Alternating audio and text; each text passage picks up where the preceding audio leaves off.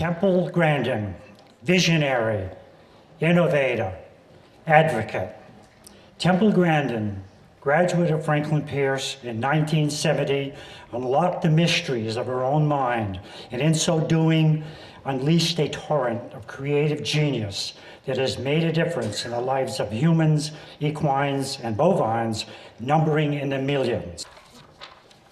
Whereas Temple Grandin has exhibited great personal courage in seeking inner understanding, and whereas she has shared her intellectual gifts with countless others and assisted in providing invaluable problem solving, and whereas she has honored her family, her mentors, and the alma mater by living a life that has made a difference in the lives of so many others, and shown herself to be a leader of conscience, Franklin Pierce University is especially proud on this 12th day of May 2012 to confer upon Dr. Temple Grandin the degree of Doctor of Humane Letters, honoris causa.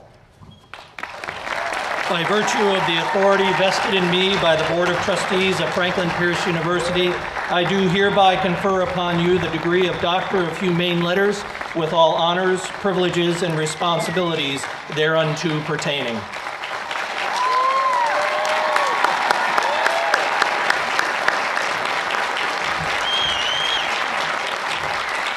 Well, I want to thank Dean Coles, and I was kind of tearing up when I found out that belonged to Dr. Coles right there, the mace, because he let me into Franklin Pierce, took a chance on me. My mother came and visited with him and talked him into letting me come to Franklin Pierce. I want to just talk a little bit about autism. It's a big spectrum. It goes all the way from Einstein, who didn't talk until age 3, to Steve Jobs, to somebody that's going to remain nonverbal.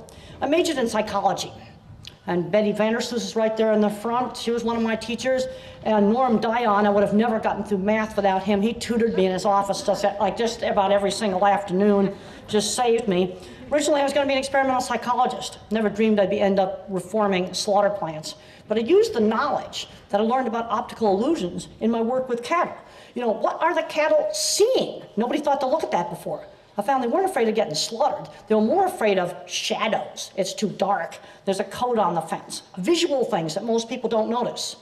Now, I'm a visual thinker. Now, when I was here at Franklin Pierce, I didn't know that other people were not visual thinkers. Now I know that there's other people that are mathematical thinkers, and there's others that are word thinkers. And their skills can complement each other. They need to work together. Let's take something like the Japanese nuclear power plant. As a visual thinker, there's no way I would have put the emergency generators in the basement when you live next to the sea, because I can see the water going in there. And I've done a lot of work with industrial equipment, and diesels don't work underwater. It's just that simple. And when I was young, I used to think that was due to stupidity. You know what? I think it's they don't see it. The mathematicians that design the reactor don't see that water in the basement might be really, really bad thing. Now, all people with autism are bottom-up thinkers. I form a concept by putting specific examples into file folders. And one of my big concerns today in policy making is what I call abstractification. We've got people going into Washington, D.C., making policy that have no first-hand experience on the ground with the things that they're making policy about. I think this is really bad. Getting too far away from the world of practical things. Well, people talk about big amounts of money, $5 billion here, $20 billion here. What does that mean? I have to convert it to a picture.